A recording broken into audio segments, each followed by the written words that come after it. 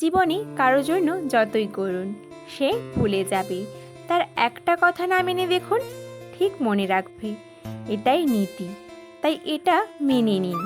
সবাই যতই বলুক পৃথিবী গোল, আসলে পৃথিবীটা স্বার্থপর।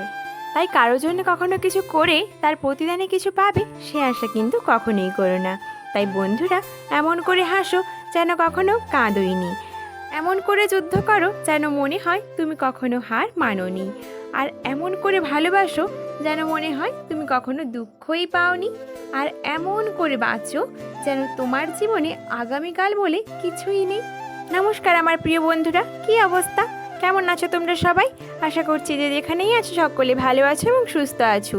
মেদিনীপুরের এই ছোট্ট গ্রাম থেকে আমি মৌ, আমার চ্যানেল অভিনব ক্রিয়েশনে তোমাদের সকলকে জানাই আবারও একবার অনেক অনেক স্বাগত, অনেক অনেক ভালোবাসা। দেখো বন্ধুরা, এই ভিডিওটা কিন্তু শনিবার দিনের বিকেলের ভিডিও।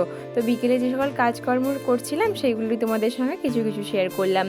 আর কি বলো তো, শনিবার দিন আমি একটা ভিডিও আপলোড করেছিলাম, তাতে কিন্তু আমি শনিবার দিন দুপুর পর্যন্ত যেসব কাজকর্ম ছিল সেগুলো তোমাদের সঙ্গে শেয়ার করে ফেলেছি। আর কালকে কোনো ভিডিও দিতে পারিনি, তার জন্য কালকেরও কিছু ভিডিও আমি করে রেখেছি, সেগুলো তোমাদেরকে আজকে দেবো। তো দেখো বন্ধুরা, আশা করছি ভিডিওটা তোমাদের খুবই ভালো লাগবে, আর পুরো ভিডিওটা না স্কিপ করে সম্পূর্ণ দেখার অনুরোধ রইল তোমাদের কাছে। আর দেখো বন্ধুরা, ওই দিন ছিল কিন্তু পূর্ণিমা, ওই শনিবার দিন। ওই পুরোহিত মশাই তো ওই 10টা নাগাদ এসে পুজো করে দিয়ে চলে গেছিলেন, কিন্তু ওই যে আমাদের বাড়িতে কীর্তনিয়ারা আসে প্রত্যেক পূর্ণিমাতে কীর্তন করতে, ওনারা কিন্তু এখনও এসে পৌঁছাননি। তো তাড়াতাড়ি করে আমি কাজকর্ম সারছি, এই বিকেলের দিকেই কিন্তু ওনারা চলে আসবেন। তো অল্প একটুক্ষণ খেয়ে দিয়ে বিশ্রাম নিয়েছিলাম, তারপরেই কিন্তু সব কাজকর্ম সেরে ফেলছি। তো ঘরটাও ঝাঁট দিয়ে দিয়েছি আর বাইকটাও ঝাঁট দিয়ে নিলাম। তারপরে দেখো গরুকে খাবার দেবো, মানে ওই জল দেখাবো আর কি। জলের সঙ্গে ওই যে ভাতের ফ্যান থাকে, ভাতের মার, ওগুলো দিয়ে দিলাম। আর কিছু যদি পান্তা ভাত টাত বেশি থাকে ওগুলো দিয়ে দিয়েছি। আর সবজির খোসা টোসা ওগুলো তো আমরা বাইরে ফেলি না, ওগুলো গরুকেই খাইয়ে দিই। তো ওগুলো দিয়েছি, তার সঙ্গে গুঁড়ো দিয়েছি আর আটা দিলাম, আর দিয়ে দিলাম একটু লবণ। তো দেখো তারপরে গরুদেরকে খেতে দিয়ে দেবো। ওই যে ফুলি আর ফুলির মা রয়েছে, ওদেরকে কিন্তু খেতে দিয়ে দেবো। তো ওরা কিন্তু দেখো এই সময়টা না বর্ষার পড়ে গেছে, আর কি বলতো খুব মাছি জড়ে, মাছি ডাঁশ মাছি এগুলো মশা ওদেরকে খুব কামড় দেয়। দেখো ন্যাজগুলো কেমন নাড়ছে। বন্ধুরা, আজকে যেহেতু পূর্ণিমা রয়েছে, সেহেতু তাড়াতাড়ি করে আমাকে চানটা সেরে নিয়ে মন্দিরটা ধোয়া মোছা করতে হবে, তার জন্য ফুলির মাকে তাড়াতাড়ি করে খেতে দিয়ে দিয়েছি। আর দেখো এখন চলে এসেছি মন্দিরটা পুষতে। তো দেখো মন্দিরটাকে একটু ধোয়া মোছা করবো, তারপরে কিন্তু কীর্তনিয়ারা চলে এসছেন পাশের বাড়িতে, কিন্তু ওনারা কীর্তন করছেন। একটু পরেই কিন্তু আমাদের বাড়িতে কীর্তন করতে চলে আসবেন, তার জন্য দেখো আমি তাড়াতাড়ি করেই মন্দিরটাকে মুছে নিচ্ছি।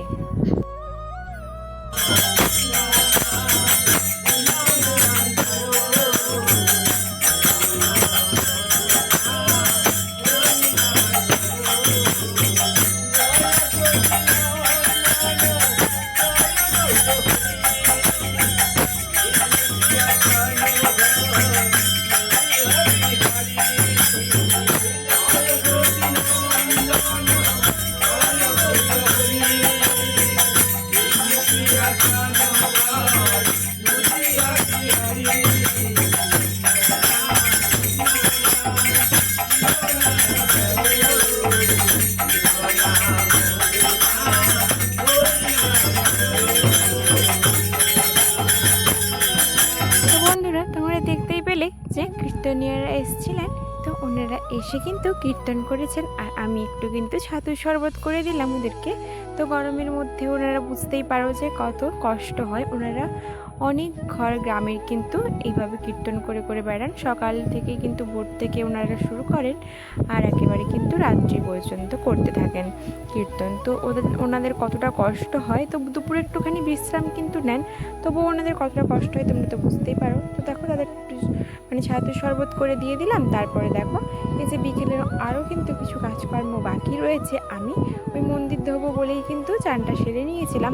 তো তারপরে দেখো আবার এই যে চলে এসেছি রাতের জন্য কিছু জ্বালানি কুচিয়ে রাখবো।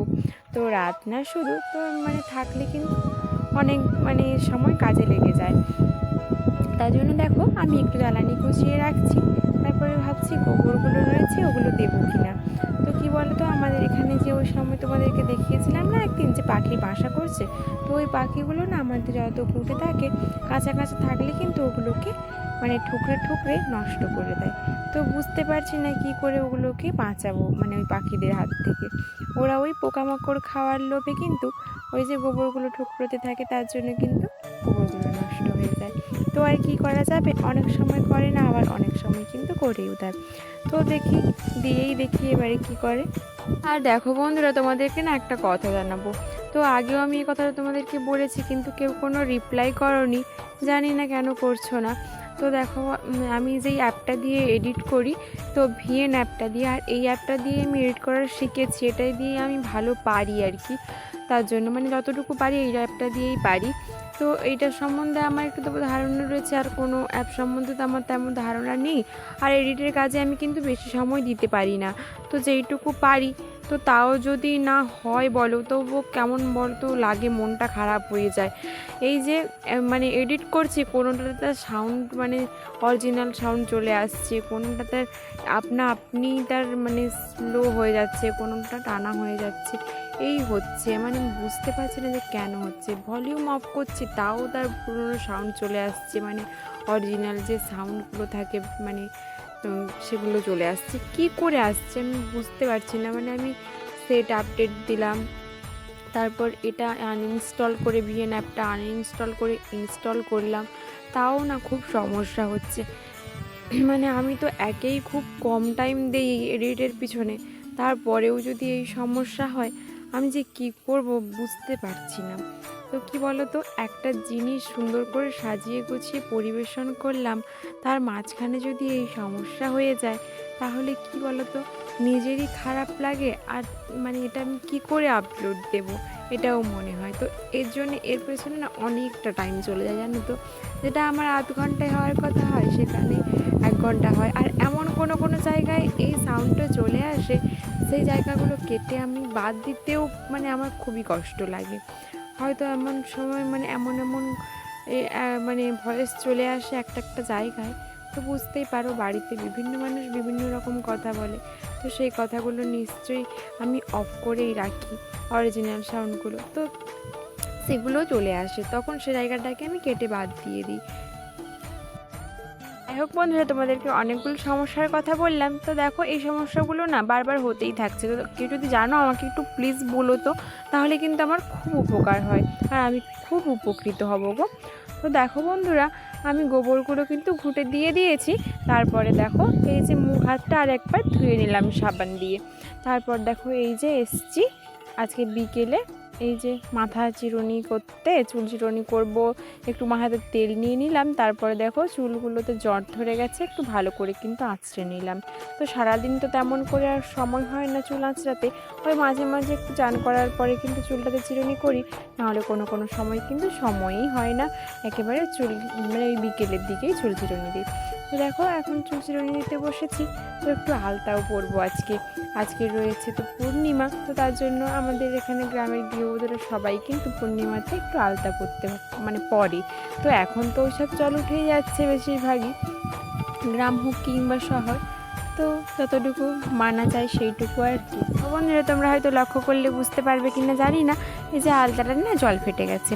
প্রথমে একটা বোতল নিয়ে আসছিলাম, তো ওই বোতলটা না খুলতে পারলাম না, আমার হাতে না একেবারেই শক্তি নেই, বুঝতে পারছো তো। মানে খুলতে পারলাম না বলে এই বোতলটা আনলাম, এই বোতলটা আবার কিন্তু জল ফেটে গেছে। তো আর কি করা যাবে, একেবারে সন্ধেও নামতে শুরু করেছে। মানে আমার আজকে যে ঘুরতে যাব একটু কাজ বাজ সেরে, সে সময় কিন্তু নেই, মানে একটু রিফ্রেশ হবো। ঘুরতে বলতে কোথায়, এই যে রাস্তার দিকে একটু যাবো, না হলে মাঠের দিকে ওই বাতাস দিচ্ছে ওই দিকে যাবো, না হলে ওইখানে একটু কাকিমা ওরা বসে, পাশের বাড়ি কাকিমা টাকিমা সবাই একটু বসে গল্প টল্প করা, এই আর কি, এইসবই হয় বিকেলবেলার দিকটাতে। কিন্তু আজকে আর একেবারেই টাইম নেই, সন্ধ্যে একেবারে নেমেই এসেছে। তো তারপরে আবার রাতের খাওয়া দাওয়া রয়েছে, সেগুলোও করতে হবে। তো দেখো বন্ধুরা, যাই হোক, এখানে দেখো এই পাট গুছিয়ে দিয়ে তারপরে যাব আবার মানে সন্ধ্যাবাতি দেখিয়ে আবার রান্নার পাটে। বন্ধুরা, আলতা পড়তে পড়তে তোমরা তো দেখতেই পেলে যে সন্ধ্যা নেমে গেল, আর ওই পর্যায়ে তো ঘুরতে যাওয়া হলো না আমার। তার জন্য দেখো সন্ধ্যাবাতি দেখিয়ে দিয়েই আমি বসে পড়েছি আটা মাখতে। আটাও আছে আর ময়দাও আছে। আজকে কি করব বলো তো, লুচি করব।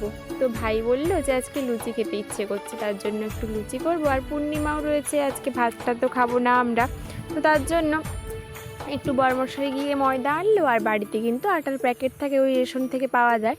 তো তো ওইগুলো দেখো চেলে নিলাম। তারপরে একটু ওই যে স্বাদ মতো লবণ দিয়েছি, একটু মিষ্টির জন্য চিনিও দিয়ে দিয়েছি, আর দেখো ময়নের জন্য একটু তেল দিলাম। তবুও দেখো ওটাতে না মানে থেকে গেছে জানো তো, মানে বেশি না দাবতে হতো, তো দাবাটা না আমার কম থেকে গেছে। তো তার জন্য না লুচিগুলো আজকে মানে ফুলেছে তেমন একটা ভালো হয়নি, সব কটা লুচি কিন্তু ভালোভাবে ফুলেনি। তো তোমরা দেখতেই পাবে লুচিগুলো ভাজা, তোমাদেরকে আমি দেখাবো। তো দেখো লুচিগুলো প্রথমে আমি মানে এই লেচিগুলো কেটে রাখি, তারপরে তো লুচি হবে। দেখো বন্ধুরা এখন কি করছি, লেচিগুলোকে কেটে রাখছি, এরপরে কিন্তু মা বেলে দেবে, আমি কিন্তু লুচিগুলো ভাজবো। আর লুচি খাওয়ার জন্য আজকে মনে হয় কোনো আর তরকারি হবে না, কেন বলো তো, মিষ্টির মিষ্টির রসও রয়েছে। তো সবাই বলছে কি গরম গরম খেতেই তো ভালো লাগে, আর আমাদের যেন তরকারি হতে হতে মানে তরকারি দিয়ে যদি 4টা খায়, আর মানে এমনি গরম গরম কিন্তু ভাজতে ভাজতে 4টা খেয়ে নেবে এভাবেই কিন্তু মানে আমাদের ঘরে খায় বলতে কি বলো তো, গরম গরম জিনিসটাই খেতে ভালো লাগে। আর তুমি দেখবে যখন ভাজার সঙ্গে সঙ্গে যেই জিনিসটা তেলে ভাজা হোক বা লুচি হোক, তো ভাজার সঙ্গে সঙ্গে যে স্বাদটা থাকে গরম গরমে, সেটা কিন্তু ঠান্ডা হওয়ার পরে আর থাকে না। তো তার জন্য ঠান্ডা হওয়ার জন্য কেউ আর অপেক্ষা করি না, আমরা সবাই কিন্তু গরম গরম একটু খেতে ভালোবাসি। তো দেখো মিষ্টি যেহেতু রয়েছে, সবাই বলছে কি মিষ্টি দিয়েই খেয়ে নেবে, গরম গরমই তো 4টা খাওয়া হয়ে যায়, আর 4টা না হয় মিষ্টি দিয়েই খেয়ে নেবে। তো এই হচ্ছে কথা। তো তারপরে দেখো আমি উনুনটাও ধরিয়ে নিলাম, আর কড়াইতেও তেল দিয়ে দিয়েছি, এরপরে ভাজবো লুচি। তো বন্ধুরা তোমরা একটু লক্ষ্য করলে দেখতেই পাবে যে দেখো লুচিগুলো তেমন একটা কিন্তু ভালো ফুলছে না, এভাবেই কিন্তু প্রত্যেকটা লুচি হয়েছে, কয়েকটা ফুলছে তো কয়েকটা ফুলছে না। তো কী আর করা যাবে, যেহেতু ফুল হয়ে গেছে এখন তো আর ঠিক করার কোনো মানে উপায় নেই, তার জন্য সবকটাই কিন্তু এইভাবেই ভাজতে হলো। তো যাই হোক, তো কষ্টের ফল এইভাবেই কিন্তু হলো আর কি। আর তোমাদেরকে কিছু দেখালাম না খাওয়া দাওয়ার ব্যাপারটা। তো লুচি আর মিষ্টি এই দিয়ে তো খাওয়া দাওয়া হলো, আর তোমাদেরকে কী দেখাবো। তো দেখো রাতে খাওয়া দাওয়ার পরে তো অনেকে শুয়ে পড়েছে, আর অনেকেই কিন্তু টিভি দেখছে। অনেকে বলতে মানে ওরা 2 ভাই টিভি দেখছে, বাবাও টিভি দেখছে, মা কিন্তু শুয়ে পড়েছে। তো দেখো বন্ধুরা, আর এই যে এই সময় ওয়ার্ল্ড কাপ হচ্ছে না, ওইগুলো দেখছে টিভিতে। তো আমি ভাবলাম কি আমিও না শুয়ে একটু কাজের কাজটা করি। তো আজকে কাজের কাজ কিছুই হয়নি, মানে আমি টেলার মেশিনটা যে ঠিক করে নিয়ে এসেছি, তো তারপরে কিন্তু কাজে বসা হয়নি। তো নতুন মাল এনেছি, ওই যে পুরোনো মালগুলো ছিল, তো ওইগুলো আগে থেকে ছিল, মেশিন হওয়ার আগে থেকে, তো ওইগুলো কিন্তু ঠিক করে দিয়ে চলে এসেছি। আর মানে নতুন কিছু মাল এনেছি, ওগুলো এখন চিটের কাজ করতে হবে, তার জন্য কিন্তু বসে পড়েছি চিটের কাজ করতে। তো দেখো বন্ধুরা আমি এই কাজটা কিন্তু করেছি প্রায় 11:45 পর্যন্ত। তো তারপরে কিন্তু ওয়ার্ল্ড কাপও শেষ হয়ে গেল, আর আমিও কিন্তু মানে বিশ্রাম নিয়ে নিলাম।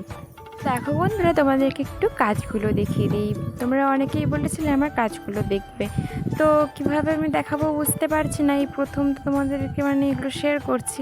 তো দেখো বন্ধুরা কাগজগুলোকে প্রথমে ব্যাগের আকারে করে কেটে নিয়েছি, এগুলো না ম্যাগাজিন ব্যাগ, তো এগুলো কোনো হাতল হয় না। তো কিভাবে কি করে আমি কিন্তু তোমাদেরকে একটু দেখিয়ে দিই। দেখো ওই যে তোমরা সেদিন দেখতে পেয়েছিলে যে আমি কাগজগুলোকে কাটছি, তো কাগজগুলোকে না ব্যাগের আকার দিয়ে মানে পেন দিয়ে দাগ কেটে নিতে হয়। তারপরে দেখো এই যে গাম টাইপের চিটগুলো রয়েছে না, এই চিটগুলো মানে এই আঠাগুলো দিয়ে হচ্ছে চিটিয়ে নিতে হয় ওই কাগজগুলোতে। দেখো দিয়ে দিলাম ভালো করে। তারপরে ওই যে মাদুর রয়েছে, এই মাদুরগুলো বোনার কিন্তু আবার মানে আলাদা মিস্ত্রি রয়েছে, মানে আমাদের মতনই গৃহবধূরা বাড়িতে নিয়ে গিয়ে কিন্তু মাদুরগুলো মেশিন দিয়ে বোনে।